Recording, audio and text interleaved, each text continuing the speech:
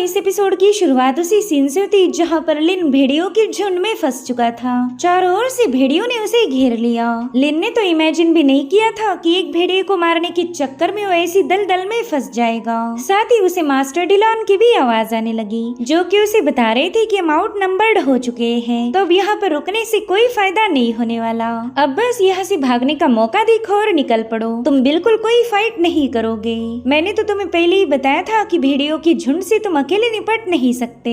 जिस पर लिन कह रहा था, अच्छा तो ये भेड़िए मुझे अपने शिकार जैसा ट्रीट कर रहे हैं, क्या इन्हें वाकई ऐसा लगता है कि मुझे मारना इतना ज्यादा आसान होगा? कोई बात नहीं, अभी पता चल जाएगा कि कौन शिकारी है और कौन है उसका शिकार। और उतने में वो भेड़िए जोर जोर से हाउल करते हुए लिन पर हमला करने के लिए आगे बढ़े। उनके लिए तो लिन एक आसान और कमजोर सा शिकार है, जिसे मारना कोई बड़ी बात नहीं। आफ्टर ऑल यहाँ पर उनका पूरा की पूरा झुंड था, मगर लिन ने तो उन्हें सरप्राइज कर दिया। वो फटाफट से अपनी विंड एलिमेंट पावर को एक्टिवेट करते हुए उन पर लाते और मुक्के बरसाना शुरू कर चुका। जितने भी भेड़ियों ने उस पर बारी बारी हमले किए, लिन उन सभी पर अपने अटैक बरसाती जा रहा था। और मजे की बात तो ये थी कि वो अकेला ही इन 5-5 भेड़ियों पर भारी पड़ गया। विंडोल्फ भी काफी ज्यादा हैरान थे कि ये बंदा कौन सी गुट्टी पी के आया है, तो उसे सबक सिखाने के लिए उन सभी भेड़ियों ने एक साथ मिलकर ही अपने स्लैशेस रिलीज किए। हालांकि लिन ने तब तक अपनी पावरफुल विंड शील्ड एक्टिवेट कर ली थी, जिसके चलते वो सारे स्लैश अटैक शील्ड पर कोलैप्स होते साथ ही डिस्ट्रॉय हो गए।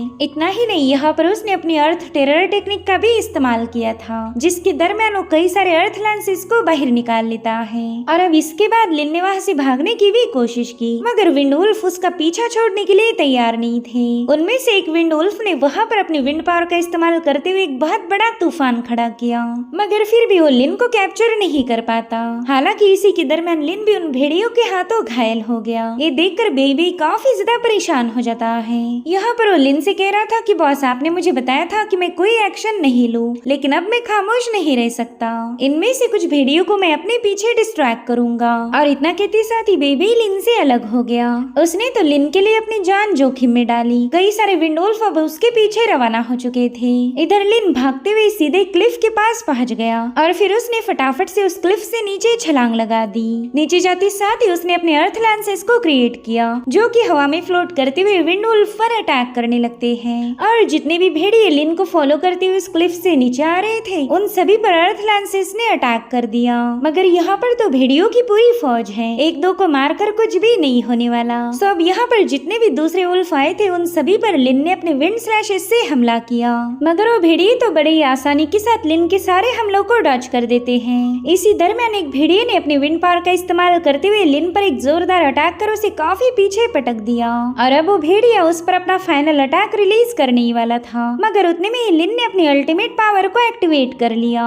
उसने तो उस भेड़िए के सिर पर एक जोरदार मुक्का जड़ दिया था, जिसके चलते भेड़िए का काम वहीं पर तमाम हो गया। और अब हमें लिन का ये नया फॉर्म दिखाया जाता है, जो कि पूरी तरह से एक आर्मर जैसा नजर आ रहा था। लेकिन भेड़िए तो इस फॉर्म को देखकर भी नहीं डरते। उन्होंने तो एक साथ मिलकर लिन को परेशान करना शुरू कर दिया। तो लिन ने अपनी अर्थ लैंसेस टेक्निक का इस्तेमाल करते हुए उन 2 भेड़ियों को निपटा दिया। मगर अभी भी कुछ भेड़िए जिंदा थे, जिनमें उनके राजा और रानी भी शामिल है। भले लिन उन पर कितने ही जबरदस्त अटैक क्यों ना करे, वो भेड़िए पीछे हटने के लिए तैयार नहीं थे। और इसी दरमियान उन भेड़ियों ने सीधे जाकर लिन के फॉर्म पर अटैक करना शुरू कर दिए, जिसके चलते लिन का फॉर्म डैमेज होकर पूरी तरह से वैनिश हो गया। तो लिन भी इसका बदला लेने के लिए उस भेड़िए के मुंह पर एक जोरदार लात जड़ देता है, जिसके चलते वो चट्टान पर पटक कर मारा गया। मगर तब तक एक दूसरा भेड़िया लिन का काम तमाम करने के लिए वहाँ पर पहुंच चुका था। तो लिन बड़ी तेजी के साथ उस पर अपने विंड स्लैशेस रिलीज कर देता है, मगर इससे भी वो भेड़िया बस थोड़ा सा घायल हुआ था। और अब इन भेड़ियों के राजा और रानी ने लिन को घेर लिया। सो अब इन दोनों पर हमला करने के लिए लिन अपने पावर्स को एक्टिवेट करने की कोशिश करने लगा, लेकिन उसने देखा कि उसकी सारी पावर एग्जॉस्ट हो चुकी है। इस मोमेंट पर लिन को ऐसा फील हुआ कि शायद वो यहीं पर मारा जाएगा। इस बार वो बुरी तरीके से फंस चुका था। तब तक उन 2 भेड़ियों ने भी सीधे लिन पर छलांग लगा दी। और इसी पल में मास्टर डिलॉन लिन को बताते हैं कि जल्दी से अपनी कॉइलिंग ड्रैगन रिंग को पहन लो, बस अब वही रिंग तुम्हें इन हमलों से बचा सकती है। तो लिन ने भी अपनी मास्टर की बात मानते हुए फटाफट से कॉइलिंग ड्रैगन रिंग को पहन लिया। उसके ऐसा करते साथ ही कॉइलिंग ड्रैगन रिंग से बहुत ही भयानक एनर्जी रिलीज होने लगी, जिसके चलते लिन की पावर अचानक से ही इंक्रीज हो जाती है। उसने तुरंत ही हवा में छलांग लगाते हुए वहाँ पर अर्थ लैंसेस फॉर्मेशन को एक्टिवेट कर लिया। और लिन का ये फॉर्मेशन वाकई काफी ज्यादा भयानक था। जमीन के अंदर से न जाने कितने सारे अर्थ लैंसेस बाहर आने लगे जो कि तलवार जैसे शार्प थे और उन लैंसेस से घायल होकर वो भेड़िए हवा में उछल गए। तो यहाँ पर लिन अपनी ग्रेविटी आर्ट का भी इस्तेमाल करता है जिसके चलते ऊपर से उन भेड़ियों पर प्रेशर गिरने लगा और उसी दबाव के प्रेशर में आकर वो सारे भेड़िए लैंसेस पर पटक गए जिसके चलते उनकी काफी ब्रूटली मौत हो चुकी थी। उन्हें खत्म करने के बाद लिन भी जमीन पर आ जाता है। वो पूरी तरह से एग्जॉस्ट हो चुका था लेकिन फाइनली उसने जैसे तैसे खुद को बचा लिया और अब उसे बेई की फिक्र होने लगी। वो कहता है कि पता नहीं वो किस हालत में होगा। उसके पीछे भी न जाने कई सारे भेड़िए लग गए थे और उतने में मास्टर डिलॉन भी रिंग स्पेस से बाहर आ गए। वो लिन से कहते हैं कि तुम बेई की तो बिल्कुल फिक्र मत करो, वो काफी ज्यादा तेज है। मैं ये दावे के साथ कह सकता हूँ कि वो भेड़िए बेई को कोई नुकसान नहीं पहुँचा सकते। वो बेई को नुकसान तभी पहुँचा सकते जब बेई उनके हाथ लगेगा। और उतने में लिन उनसे कहने लगा कि मास्टर डिलॉन अभी यहाँ पर हुआ क्या था। मैं अच्छे से जानता हूँ कि मेरी एनर्जी पूरी तरह से एग्जॉस्ट हो गई थी तो मेरे अंदर अचानक से इतनी सारी पावर्स कहाँ से आ गई। मैं तो बड़ी आसानी के साथ मेरी पावरफुल टेक्निक्स का भी इस्तेमाल कर पा रहा था। जिस पर मास्टर डिलॉन जवाब देते हुए बताने लगे कि बच्चे वही तो मेरे कॉइलिंग ड्रैगन रिंग की पावर है। ये सुनकर लिन काफी ज्यादा चौंक गया। उसे लगा नहीं था कि ये रिंग इतनी ज्यादा भयानक होगी। तो मास्टर डिलॉन उसे बताने लगे कि जब भी तुम रिंग को पहनोगे तब तुम्हारी पावर काफी ज्यादा इंक्रीज हो जाएगी। ये तुम्हारी मैजिकल पावर को लगभग 6 गुना ज्यादा बढ़ा सकता है। लिन को भी वो पल याद आते जब इस रिंग की पावर उसके अंदर सर्ज हुई थी। साथ ही मास्टर डिलॉन कहते हैं कि बच्चे ये रिंग काफी ज्यादा पावरफुल है। ऐसा ट्रेजर तुम्हारे पास है ये बात किसी को पता नहीं लगनी चाहिए वरना तो सेंट्रल के सबसे स्ट्रॉन्गेस्ट वॉरियर भी तुम्हारे दुश्मन बन जाएंगे। इसलिए हमेशा कॉइलिंग ड्रैगन रिंग को संभाल के रखना। भले ही फिलहाल ये तुम्हें प्रोटेक्ट कर रही लेकिन इसकी वजह से तुम्हारी जान खतरे में पड़ सकती है। जो सुनते साथ ही लिन ने फटाफट से ड्रैगन रिंग को निकाल कर पॉकेट में वापस रख दिया। वो भी इस अनोखे ट्रेजर के बारे में किसी को बताना नहीं चाहता। और अब हमें थोड़ी देर बाद की कहानी दिखाई जाती है जहाँ पर लिन विंडवुल्फ की लाशों को देखकर कहने लगा कि ये काफी ज्यादा पावरफुल थे और साथ ही साथ डिसिप्लिन भी। वैसे तो ह्यूमन असासिन भी भयानक माने जाते लेकिन वो तो इस विंडवुल्फ के सामने कुछ भी नहीं। और अब यहाँ पर लिन उस विंडवुल्फ की कोर को एक्सट्रैक्ट करने की कोशिश कर रहा था मगर उतने में उसे फील हुआ कि वहाँ पर कोई शख्स पहुंच चुका है और उस बंदे ने तो आते साथ ही लिन पर छलांग लगा दी। लेकिन ये बात तो अच्छी है कि लिन ऑलरेडी उसके लिए तैयार था। उसने तो बड़ी तेजी के साथ उस बंदे के हमले को डिस्ट्रॉय कर दिया लेकिन तब तक उस बंदे ने लिन पर दोबारा से मुसलसल हमले करना शुरू कर दिए थे। साथ ही लिन देखता है कि उसकी बॉडी से काफी अजीब सी एनर्जी रिलीज हो रही। तो मास्टर डिलॉन उसे बताते हैं कि दरअसल ये डार्क एट्रीब्यूट बैटल ची पावर है। अगर तुम इस बैटल ची में ट्रैप हो गए तो ये तुम्हारी मैजिकल पावर को कम्प्लीटली एब्जॉर्ब कर लेगी। वेल ये सारी बातें सुनते हुए वो बंदा लिन के काफी ज्यादा करीब पहुंच चुका था। जैसे उसने लिन पर अटैक किया उस बंदे पर भी पीछे से अटैक हो जाता है। दरअसल बेबी वहाँ पर वापस आ चुका था। उस बंदे ने तो मरने से पहले बस एक ही सवाल पूछा कि ये कौन सा वाला मॉन्स्टर है मगर लिन इसका कोई जवाब दे पाई इससे पहले उस बंदे का काम तमाम हो गया। वेल यहाँ पर लिन काफी ज्यादा पैनिक था क्योंकि वो मौत को छू के वापिस आया है। साथ ही साथ लिन ने अपने अंदर स्टैब हुए नाइफ को भी बाहर निकाल लिया। वहीं पर बेचारा बेबी तो उसका खून देखकर ही काफी ज्यादा परेशान हो जाता है। वो लिन से कह रहा था कि बॉस आप ठीक तो हो ना, देखो तो आपका कितना सारा खून बह रहा। ये सारी मेरी गलती है, मुझे यहाँ आने में देर हो गई। काश मैं अपनी स्पीड को और ज्यादा बढ़ा पाता। अगर मैंने उस बंदे पर समय रहते अटैक किया होता तो कभी आपको नुकसान नहीं पहुँचा पाता। तो लिन भी उसका लाड़ करते हुए बताने लगा कि ना तुम्हारी इसमें कोई गलती नहीं। दरअसल मुझ पर हमला इसलिए हुआ क्योंकि मैं ज्यादा पावरफुल नहीं हूँ। अगर मैं स्ट्रांग होता तो तुम्हारे यहाँ आने से पहले उस बंदे को निपटा देता। इसलिए प्लीज खुद पर ब्लेम मत करना, उल्टा तुम्हारी वजह से मेरी जान बच गई। तब तक मास्टर डिलॉन भी माइंड स्पेस से बाहर आ जाते हैं। वो काफी ज्यादा मायूस होते हुए कहने लगे कि ये तो अच्छा हुआ कि बेबी समय रहते यहाँ पहुँच गया वरना पता नहीं अब क्या हो जाता। वो अटैकर काफी ज्यादा पावरफुल था तो कोई चांस ही नहीं कि तुम उसके हमले को रोक पाते। अब तो मुझे खुद पर ही गुस्सा आ रहा है कि मैं तुम्हें चाहकर भी बचा नहीं सकता था। मैं तो बस एक मामूली सी सोल हूँ जिसके पास नॉलेज के अलावा तुम्हें देने के लिए और कुछ नहीं। जिस पर लिन कह रहा था ग्रैंडपा आप बिल्कुल फिक्र ना करें, मुझे बस थोड़ी सी चोट लगी है जो जल्दी ही ठीक हो जाएगी। बस मैं तो उस असासिन की स्पीड को देखकर ही थोड़ा सा हैरान था। उसने फ्रैक्शन ऑफ सेकंड के अंदर ही मुझ पर हमला कर दिया। तब तक बेबी उस असासिन का स्टोरेज पाउच लेकर लिन के पास पहुंच जाता है मगर लिन तो अभी भी उस असासिन की स्पीड के बारे में ही बात कर रहा था। वो कहने लगा कि जैसे मुझे उस बंदे का प्रेजेंस महसूस हुआ मैंने तुरंत ही अपने विंड एलिमेंट को एक्टिवेट कर कर लिया, लेकिन फिर भी मैं उसकी स्पीड को बीट नहीं कर पाया था। तो मास्टर डिलॉन लिन को समझाने लगे कि उस बंदे को हराना नेक्स्ट टू इम्पॉसिबल था। आफ्टर ऑल वो छठी रैंकिंग वाला कल्टीवेटर था। साथ ही साथ उसने डार्क एट्रीब्यूट बैटल ची को भी कल्टीवेट किया है। ऐसी ची पावर काफी ज्यादा अनप्रेडिक्टेबल मानी जाती, और मुझे ऐसा लगता है कि उस बंदे ने अपनी बैटल ची पावर को कुछ सर्टेन टेक्निक के साथ इस्तेमाल किया होगा, जिसके चलते उसकी स्पीड इतनी ज्यादा इंक्रीज हो गई। अब ये सुनकर लिन को थोड़ा सा दिलासा मिल गया कि चलो एटलीस्ट वो किसी इवल आर्ट का इस्तेमाल तो नहीं कर रहा। वो एल्डर डिलॉन को बताने लगा कि सेक्रेड अलायंस ने कुछ नियम बनाए थे, जिनके मुताबिक ऐसे एट्रीब्यूट को कल्टीवेट करना स्ट्रिक्टली फॉरबिडन है, और इसी वजह से लोग ऐसी डार्क आर्ट का इस्तेमाल नहीं करते, और ना ही मैंने कभी ऐसी बैटल ची पावर का मुकाबला किया था। तभी मास्टर डिलॉन कहते हैं कि तुमने विंडवुल्फ के साथ काफी जबरदस्त बैटल की थी, जिससे इलाका शेक भी हुआ, और साथ ही साथ यहाँ पर काफी सारा शोर शराबा मचा था। तो शायद उसी शोर शराबे को सुनकर ये बंदा तुम्हें खत्म करने के लिए यहाँ पहुँच गया। अगर ये यहाँ पर आया है तो दूसरे असासिन भी आ सकते हैं, इसलिए हमने जल्दी से यहाँ से निकलना चाहिए। तो अब लिन भी उनकी बात मानते हुए एक नए लोकेशन पर पहुँच गया। वेल यहाँ पर तो क्रिस्टल और गोल्ड कॉइन्स के पूरे ढेर लगे थे, और इस खजाने को देखकर तो बेबी लिन से भी ज्यादा खुश हो गया। वो तो बस इधर से उधर लोटपोट करते हुए कहने लगा कि देखो तो हमारे पास कितने सारे क्रिस्टल आ गए। मैंने इन सभी क्रिस्टल को काफी केयरफुली काउंट किया था। इसमें तो टोटल 109 मैजिक क्रिस्टल है, जो कि काफी ज्यादा पावरफुल होंगे। इतना ही नहीं, विंडवुल्फ को मारने के बाद हमने उनके भी क्रिस्टल्स को हासिल किया था। तो बस अब मुझे ये समझ नहीं आ रहा कि इन सारे क्रिस्टल को बेचने के बाद मुझे कितना सारा खाना मिलेगा। शहर में जाते साथ ही हम इन्हें बेचकर तुरंत ही इनका खाना खा लेंगे। वेल यहाँ पर बेबी काफी सारी क्यूट सी हरकतें कर रहा था, और उसे देखकर ही लिन को भी मजा आने लगा।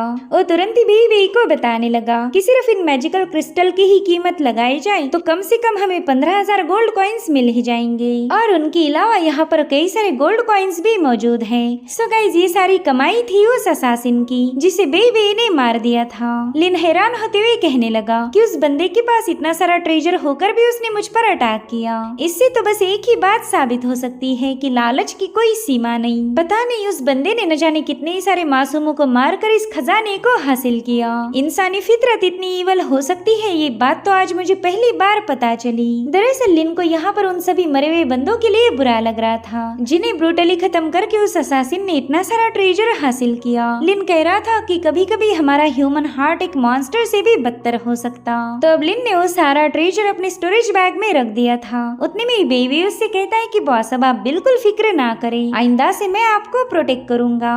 इस बहादुर बेबी की होती हुई भला किसी में इतनी हिम्मत है कि आपको छू पाए, जिस पर लिन भी उसका लाड़ करते हुए कहने लगा कि हाँ बिल्कुल, तुम काफी ज्यादा बहादुर हो। हमारी बेबी जितना स्ट्रॉन्ग तो इस दुनिया में और कोई हो ही नहीं सकता।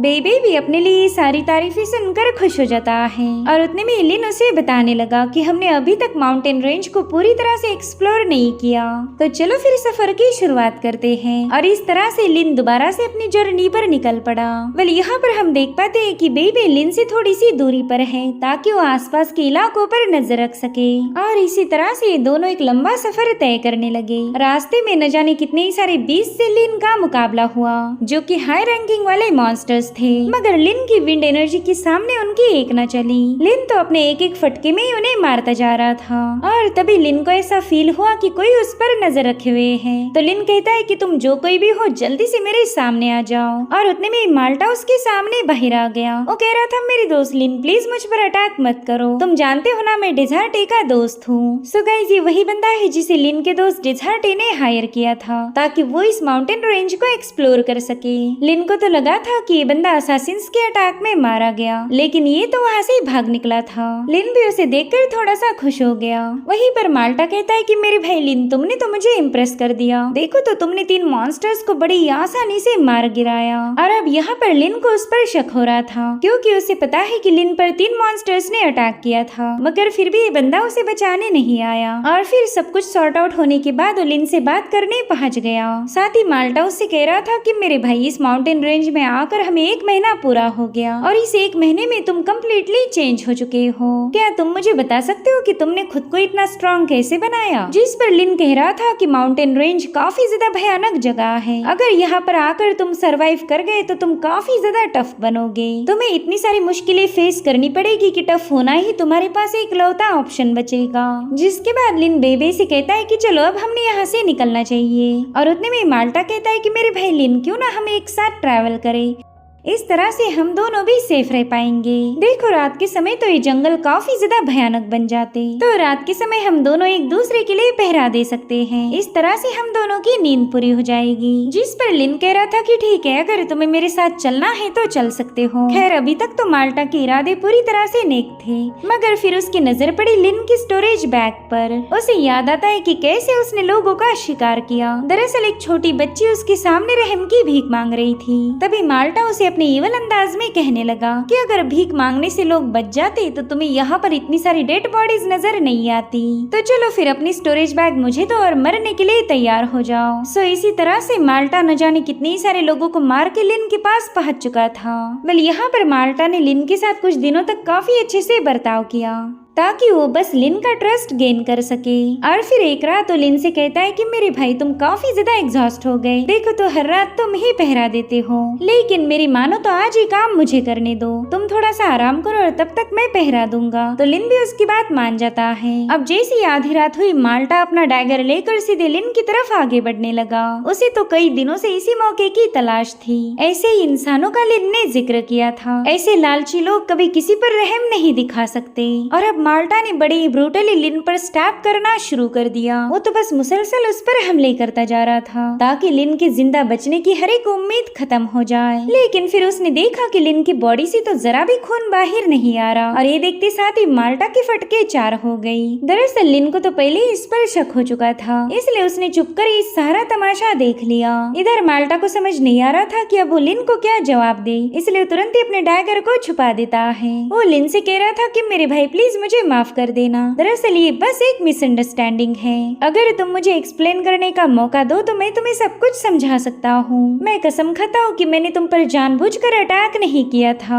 और एक बार फिर से उसने लिन पर स्नीक अटैक करने की कोशिश की, लेकिन इस बार लिन उसे दबोच लेता है और अब लिन ने उसके हाथ पांव तोड़ते हुए सीधे उसे हवा में उछाल दिया, जिसके बाद वो अपनी विंड एलिमेंट का इस्तेमाल करते हुए माल्टा पर एक जोरदार पंच हिट कर देता है। माल्टा तो जिस पेड़ से टकराया था वो भी टूटकर बिखर गया और इससे हम लिन की फोर्स का अंदाजा लगा सकते हैं। और अब लिन अपनी कार्विंग वाली ब्लेड बाहर निकालकर उसके गले पर पॉइंट कर देता है। वेल यहाँ पर माल्टा समझ गया था कि वो चाहकर भी लिन को हरा नहीं सकता, ये बंदा काफी ज्यादा खतरनाक है, इसलिए माल्टा ने खुद को ही चमाटे मारना शुरू कर दी। वो रोते हुए लिन को बता रहा था कि मेरे भाई मैंने काफी ज्यादा गलत किया, लेकिन प्लीज मुझे एक आखिरी मौका दो, मैं दोबारा कभी ऐसी हरकत नहीं करूंगा। दरअसल मैंने तुम्हारे पास ढेर सारे मैजिक क्रिस्टल कोर्स को देखा था और इसी वजह से मैंने लालच में आकर तुम पर हमला किया।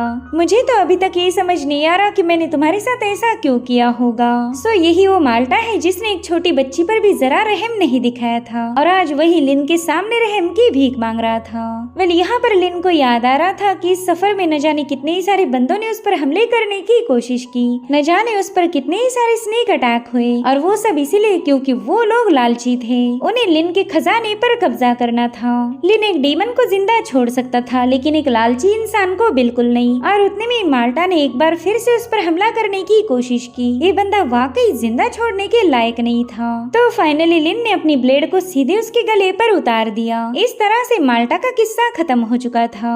माल्टा को मार के लिन ने न जाने कितनी सारे बंदों की जान बचाई थी, जो कि आगे चलकर माल्टा के हाथों मारे जा सकते थे। और अब अगले सीन में हम देख पाते कि लिन एक रिवर से नहाकर बाहर आ गया। उसकी बॉडी पर न जाने कितने सारे घाव थे, लेकिन इतने हमलों के बावजूद भी लिन को कोई जान से मार नहीं पाया। तब तक मास्टर डिलॉन भी ड्रैगन रिंग से बाहर आ गए। वो लिन से कह रहे थे कि बच्चे तुमने कुछ दिन तो काफी मुश्किल से गुजारे, मैं तुम्हारी हर एक तकलीफ को समझ सकता हूँ। न जाने कितने ही सारे असासिन्स तुम्हें मारना चाहते हैं और इसका रीजन तो बस इतना है कि तुम अकेले ट्रैवल कर रहे। अगर तुम्हारे साथ कोई पार्टनर्स होते तो शायद ये नौबत ना आती। मगर मुझे खुशी इस बात की है कि वो इतने सारे असासिन होकर भी तुम्हें मार नहीं पाए। इनफैक्ट यहाँ आने के बाद तो तुम्हारी हमारी कॉम्बैट स्किल एक अलग ही लेवल पर पहुंच चुकी है। और उतने में ही बेबी वहाँ पर पहुंच गया। बेबी तो इन क्रिस्टल्स को देखकर ही इतना ज्यादा खुश हो चुका है कि फिलहाल उसका दिमाग जगह पर नहीं होगा। उसे तो बस एक ही बात का इंतजार है कि कब लिन उसे लेकर शहर जाएगा और एक क्रिस्टल बेचकर उसे ढेर सारा खाना खिलाएगा। इधर मास्टर डिलॉन भी लिन से कहने लगे कि तुमने माउंटेन रेंज में आकर काफी अच्छी कमाई कर ली, अगर तुम चाहो तो हम अभी वापिस लौट सकते हैं। जिस पर लिन कह रहा था कि माउंटेन रेंज काफी ज्यादा भयानक है। जिस पर बेबी कहने लगा बॉस बेवजह की बातें मत कीजिए, मुझे तो ये जंगल जरा भी डरावना नहीं लग रहा। इतने दिनों से मुझे एक भी ऐसा अपोनेंट नहीं मिला जो कि मेरा मुकाबला कर सके।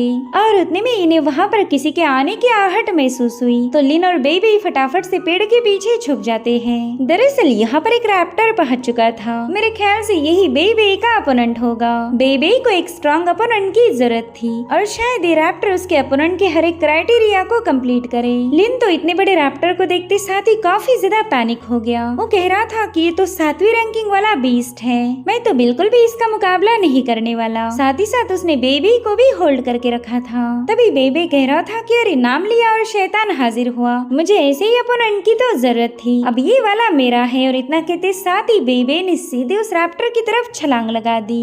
बल यहाँ पर लिन उसे रोकना चाहता था लेकिन मास्टर डिलॉन ने उसे मना किया। वो लिन से कहते हैं कि दरअसल मैं बेबी की असली पावर को देखना चाहता हूँ। और इधर बेबी ने भी सीधे उस रैप्टर पर छलांग लगा दी। इसी के साथ एपिसोड यहीं पर एंड हो जाता है। Thank you so much for watching. Bye bye, take care.